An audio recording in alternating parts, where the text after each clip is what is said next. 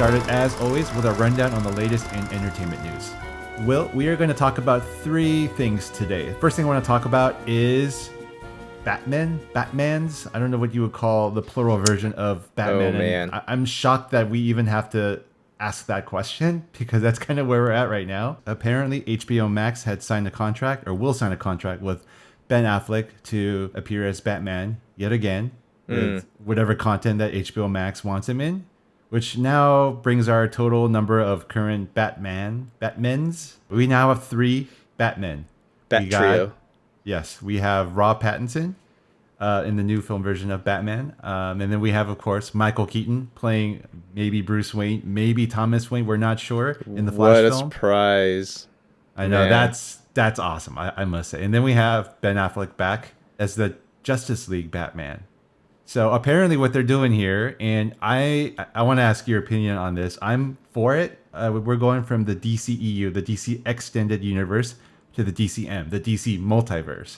I've always also stated that I kind of thought it was cool to see different renditions at the same time of Batmen. And I mean, they're not all in the same quote-unquote universe, but I think it's going to be really fascinating to see the different 3 actors play out their own rendition of, their version of Batman, and the directors, obviously. So, it's kind of like if we ever watched the Back to the Future film with Eric Stoltz and Michael J. Fox all the way through, we would see 2 totally different films. So yeah. I think this is a pretty common thing in comic books where certain characters are reimagined depending on like who's writing for it. So we've had different takes of Batman like all the time in his long history in the comic books. I mean, to me, it feels as though Warner Brothers is just trying to figure out what works. And if it works, they're going to stick to it. I mean, the Joker worked as a standalone movie, right? Yeah. And I think going with that whole ideology, they're just going to say like, hey, we're going to try this. If it works, we'll keep going with it. I still don't know what they're doing, if there's going to be another Justice League sequel. But I mean, who knows? So everything we just talked about here, from Ben Affleck to Michael Keaton coming back.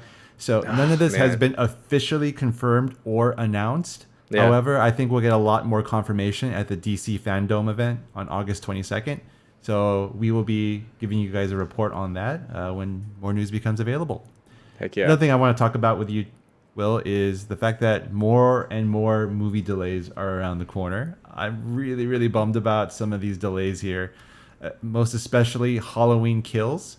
Will, you and I watched the first reboot directed by David Gordon Green when they brought Jamie Lee Curtis back and they kind of went back to what happened in Halloween 1 and 2. I was really looking forward to the sequel here, and it looks like they're making a trilogy out of this, but part 2 was supposed to come out before Halloween in 2020, and part 3 was supposed to come out before Halloween in 2021. Now everything got pushed an entire freaking year.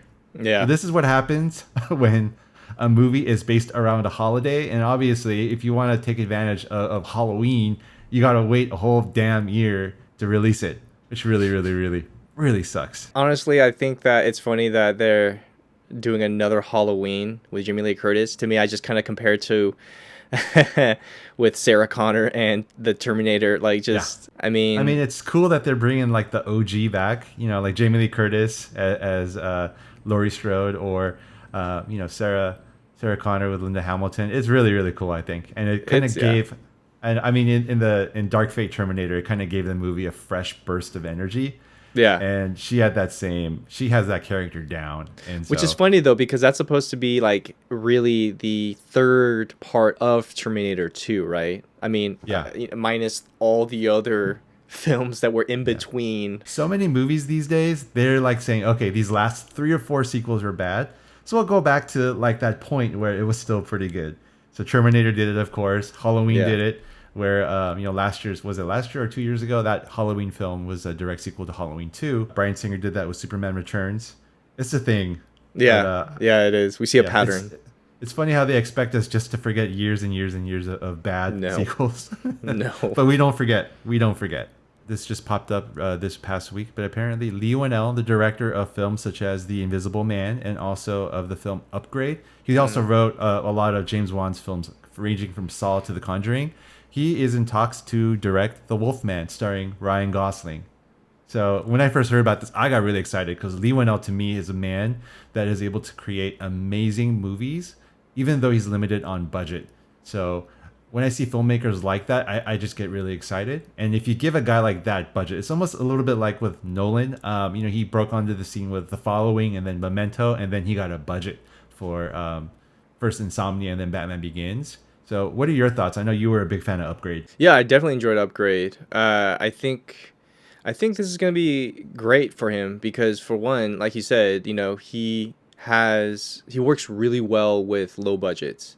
And just imagining if you give him just a little bit more money, like what more he can do. I don't know. Like I haven't really seen too many Wolfman films. I think the only thing I'm thinking about is Michael J. Fox Wolfman, and that Teen was more of Wolf. or Teen Wolf, I guess. Sure, I haven't really seen like a full on Wolfman film. Yeah. So unless there's There have vampires been involved, so. there have been a lot, but I don't think any of them were really loved. I remember Jack Nicholson played the Wolfman, and then Benicio del Toro played him, but none of them were actually really, really, I would say, loved by critics. But apparently Ryan Gosling had his own take on it, so I'm really excited to not only see what his take is, but see him in the role. That was our look at some of the entertainment news and the headlines these days. We also wanted to go through and discuss some of the new releases coming to a television screen near you. It's Friday, July 10th.